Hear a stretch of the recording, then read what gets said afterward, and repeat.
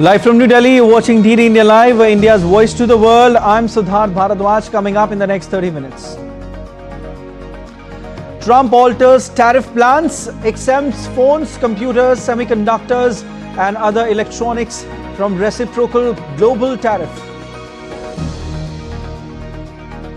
US-Iran hold positive and constructive talks in Oman to resolve differences through dialogue and diplomacy. White House says Iran talks a step forward, both sides to resume talks next Saturday. US takes control of British Steel under emergency powers after lawmakers pass law to save last British factory making steel.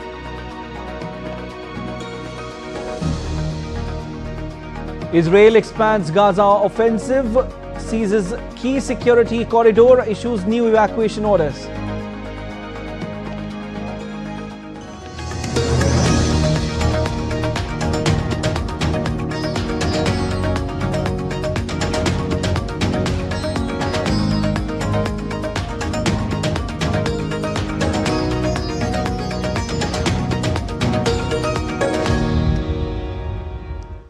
In a bid to mitigate the impact of ongoing trade tensions with China, the Trump administration has granted exemptions on key consumer electronics, including smartphones, laptops and memory chips, providing much-needed relief to major US tech companies like Apple and Nvidia.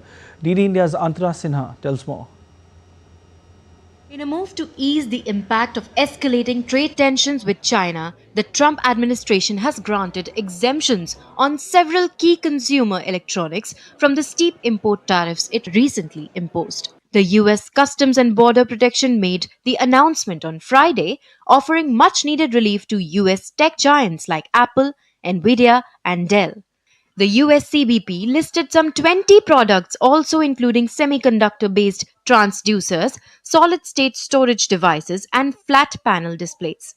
The exemptions apply to products such as smartphones, laptops, memory chips, and other vital electronics, which were previously subject to high tariffs of up to 145% on Chinese imports. I'll give you that answer on Monday. We'll be very specific on Monday. So we're taking in a lot of money as a country. We're taking in a lot of money. This relief, retroactive from April 5, will narrow the impact of these tariffs, which have been particularly damaging for major tech firms that rely on Chinese manufactured components. Apple produces iPhones and other premium products in China and stands to benefit significantly from the exemptions. Although listed among the exempted goods, semiconductors could still become a target of industry-specific tariffs Trump has suggested, placing on imports from all countries. Trump said he would give a very specific answer to the questions of any future semiconductor levies on Monday. Analysts have hailed the move as a positive development for the tech industry. Antara Sinha for DD India. Iran and the US held positive and constructive talks in Oman on Saturday and agreed to reconvene next week.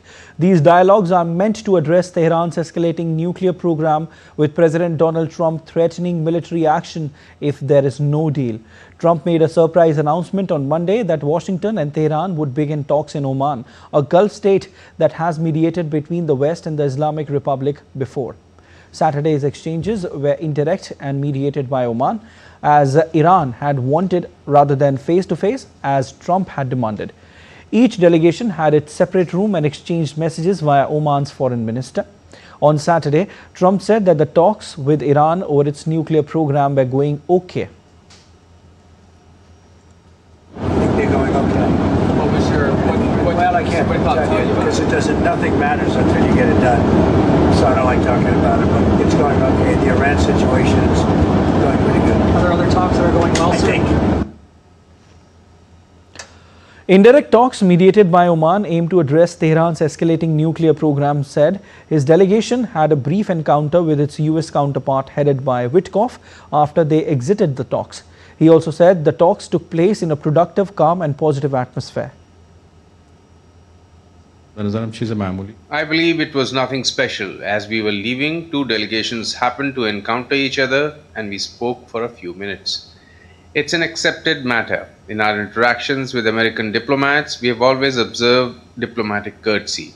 This time too, it was to the same extent, just a small conversation, an exchange of greetings, so to speak, and then we left the venue. It wasn't anything extraordinary. Oman has long been an intermediary between Western powers and Iran, having brokered the release of several foreign citizens and dual nationals held by the Islamic Republic.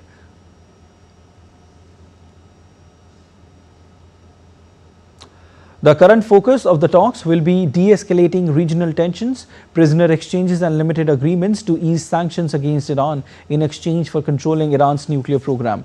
Meanwhile, Russia's ambassador to international bodies in Vienna, Mikhail Ulyanov, called the statements issued by both sides after the talks encouraging.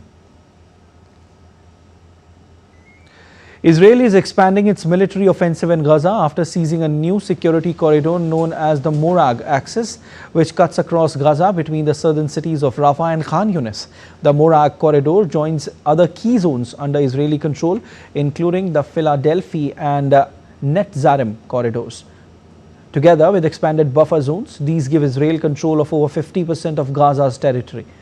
Its defense minister Israel Katz said this move effectively links the Philadelphia route along the Egyptian border to Morag, creating a wider Israeli-controlled security zone. As part of the expanded offensive, Israel issued a sweeping evacuation order for tens of thousands of Palestinians living in and around Khan Yunis. The military said the move came after rocket fire from the area, prompting retaliatory strikes. Israel has maintained a blockade on aid into Gaza for over a month, arguing that sufficient supplies entered during the last ceasefire. Aid organizations have disputed this claim, warning of severe shortages of food, fuel and medicine. It has been reported that Egypt proposed a deal involving the release of 8 living hostages and 8 bodies in exchange for a 40-70-day truce and a major prisoner release. In Tel Aviv, hundreds of Israelis gathered to mark the Passover festival and called for the release of hostages, while Hamas released a video showing Israeli-American hostage Edan Alexander criticizing Israel's government for failing to secure his release. The soldier was abducted during October 7, 2023 attack on Israel. As Myanmar reels from the massive earthquake that hit the country in March, a magnitude 5.6 earthquake struck Myanmar on Sunday, with the European Mediterranean Seismological Center reporting the event. The quake's epicenter was located near the eastern region of Myanmar, a country prone to seismic activity due to its position along the tectonic plate boundaries of Southeast Asia. Details on the exact location and depth of the earthquake remain sparse, but strong tremors were reportedly felt in various parts of the country, including in the capital Naypyidaw and the commercial hub of Yangon. There have been no immediate reports of widespread damage or casualties, though local authorities are assessing the situation. Myanmar, which lies on the boundary of the Indian and Eurasian tectonic plates, experiences occasional seismic activity.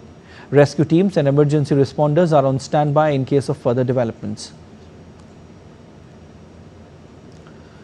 US President Donald Trump said on Saturday that talks aimed at ending the conflict in Ukraine may be going okay, but there's a point at which you just have to either put up or shut up.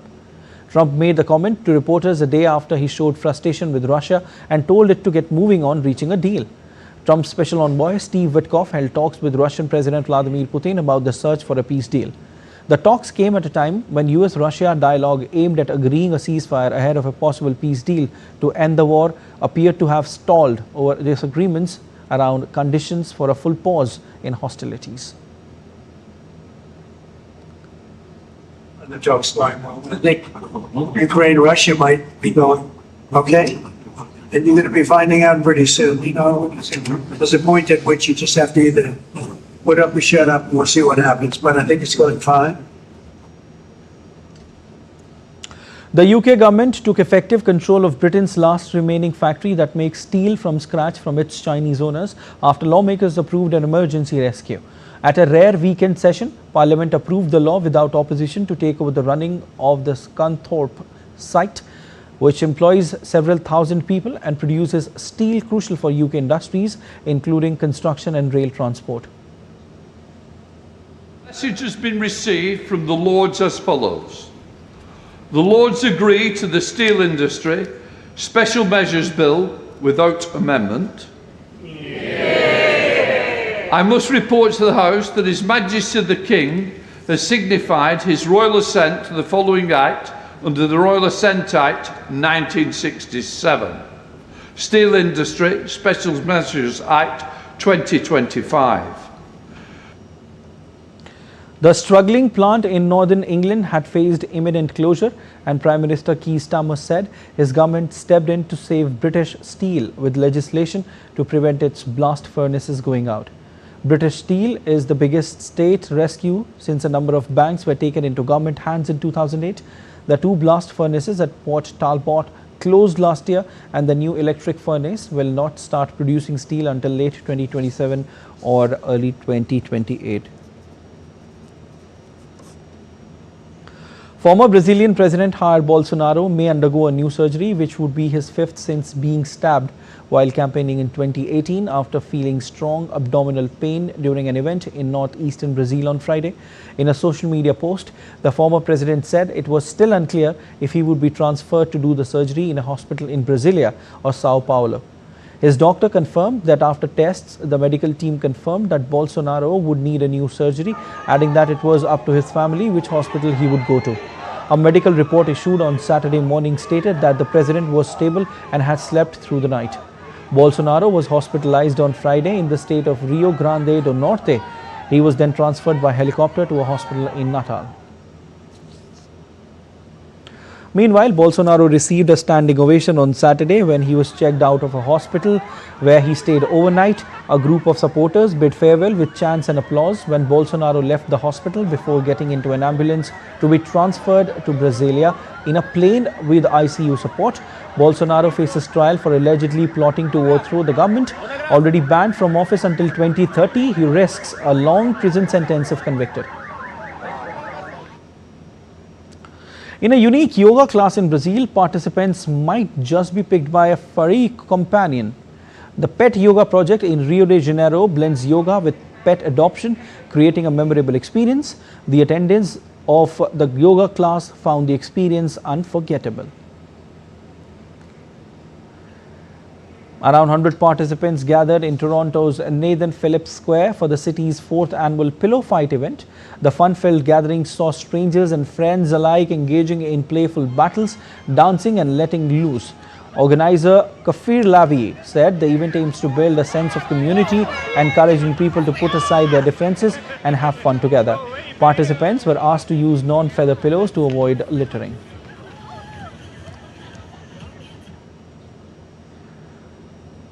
Thousands took to the streets in a water fight in Bangkok, one day ahead of Thai New Year, also known as the Songkran festival. The city buzzed with energy as locals and tourists alike joined the festivities, soaking one another in a joyful celebration of renewal and cleansing.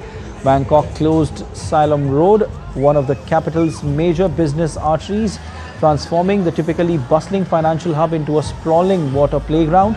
Crowds armed with colorful water pistols, buckets and even high-pressure hoses sprayed water in all directions. Music blared from loudspeaker, DJs spun upbeat tracks, turning the street into a full-blown party under the scorching April sun. The Songkran festival officially begins on April 13 and runs for several days. Traditionally, people pour water over the hands of elders to show respect and seek blessings for the year ahead.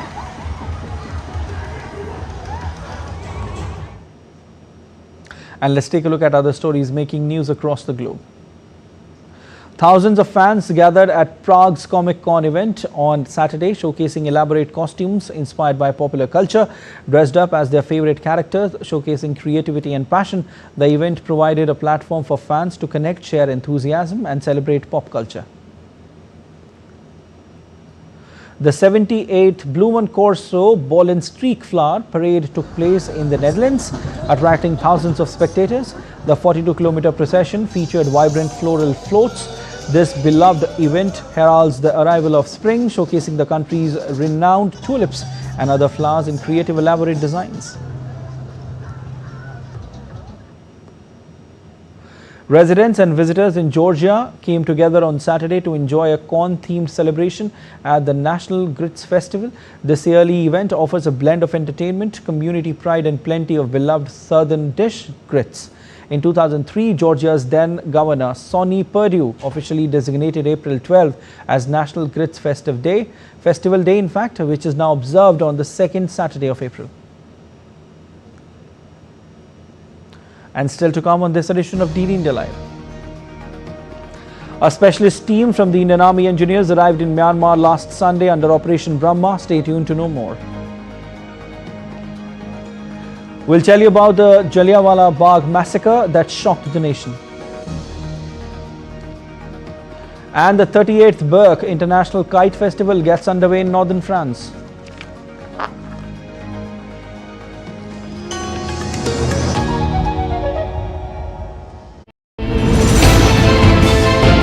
Geopolitics and trade deals.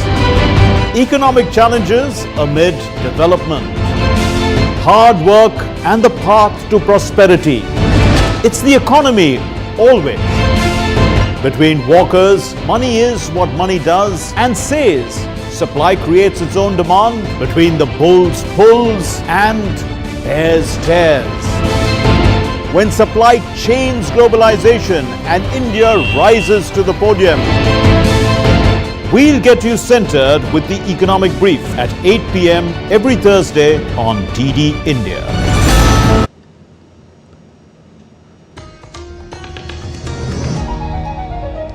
You're watching DD India Live. I'm Siddharth Bharadwaj.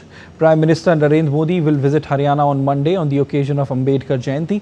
During his visit, PM Modi will flag off a commercial flight from Hisar to Ayodhya and lay the foundation stone of a new terminal building of Hisar Airport. The Prime Minister will also inaugurate and lay the foundation stone of development projects in Yamunanagar and address the gathering on the occasion.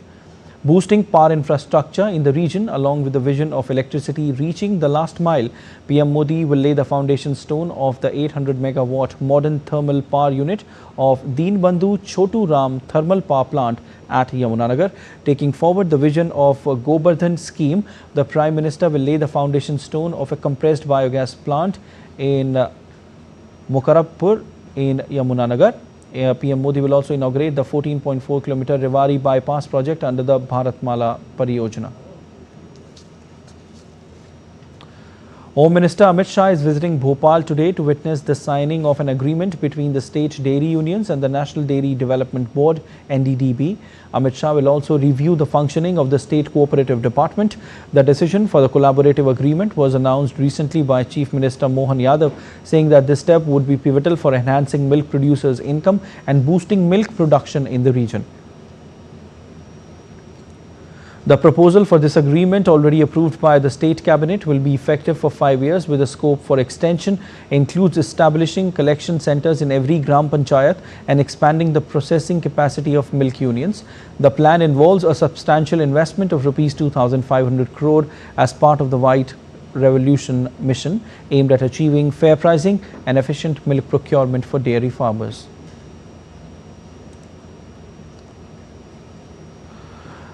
Fresh firing was reported from Naidgam Chatru encounter site in Jammu and Kashmir's Kishtwar district late Saturday. Few terrorists still believed to be hiding in the area. Heavy matter was recovered from the encounter site in Chatru. Search operation is still ongoing in area.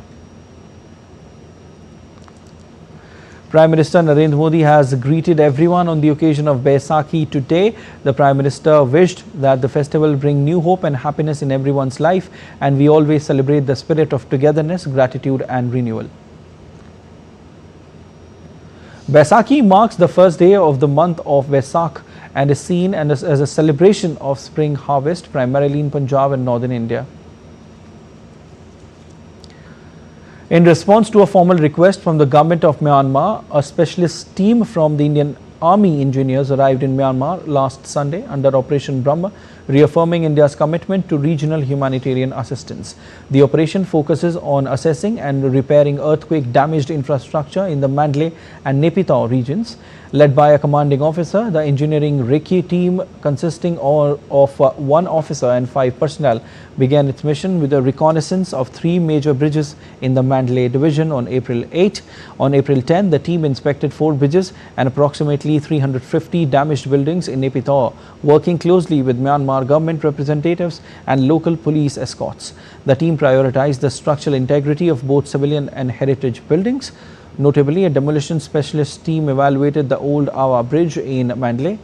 Preliminary recommendations include controlled demolitions and clearing damaged bridge components to restore river traffic. It's a proud moment for India as the New Zealand Historical Association has announced a prize in the name of the renowned Indian origin historian Shekhar Bandyopadhyay. Shekhar is one of New Zealand's most respected historians of Asian history. The prestigious award shall be conferred biennially for the best article by a New Zealand-based scholar in any field which has been published in a refereed journal. Our correspondent in New Zealand, Soumya Sharma, speaks to Shekhar exclusively on this achievement. Someone who started his journey, his story from the chronicles of Indian nationalism, Professor Shekhar Bandyopadhyay is the storyteller of the past who has just made history himself. This is Soumya Sharma from Wellington reporting for DD India, and joining us is the man himself. What does this award mean to you personally, especially as a historian of the Indian origin working here in New Zealand for so long? Yes, it's a very overwhelming experience. I have been working in New Zealand in this University of Victoria University of Wellington for the last 28, 29 years. And all this time, being a historian of Indian origin, I have been working on the history of India. I received other awards and prizes in the past, but this one was special because this is a recognition by my colleagues and peers who recognize my contributions to the history of India. They created a new prize for anyone writing an article on the history of any other country other than New Zealand, and they decided to name it after me, and that was indeed a great honor, a great recognition, and yes, I'm very thankful and overwhelmed at the moment. Yes, sir. And also, looking back at your career, what milestones do you think sort of led up to this recognition? One thing is that, I have spent the best of my professional life in New Zealand.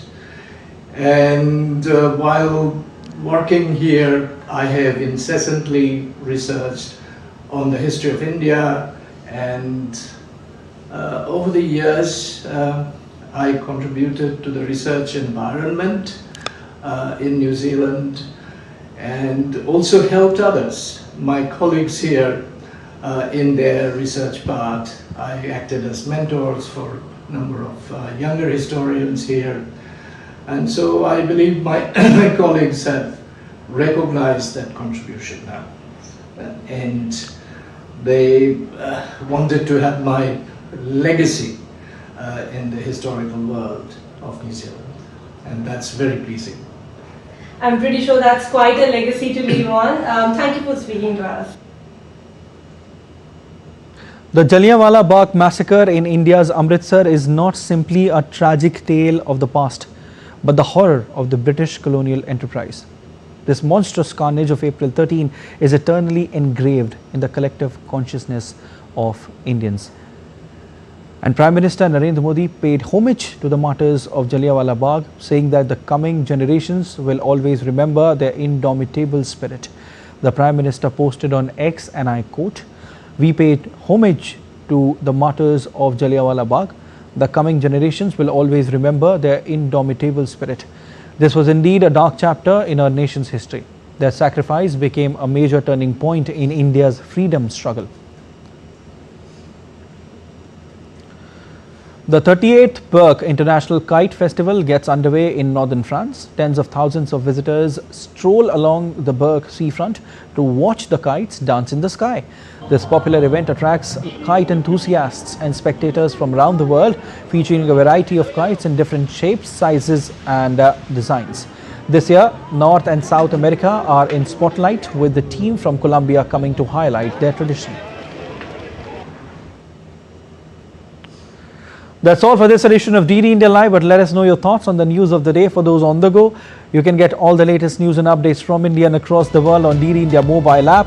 The app is available on both Android and iOS platforms, and you can scan the QR code on the screen to download now. We'll be back with more news as it breaks here on DD India. I'm Prasar Bharati from all of us here in Delhi. Thanks for watching DD India Live.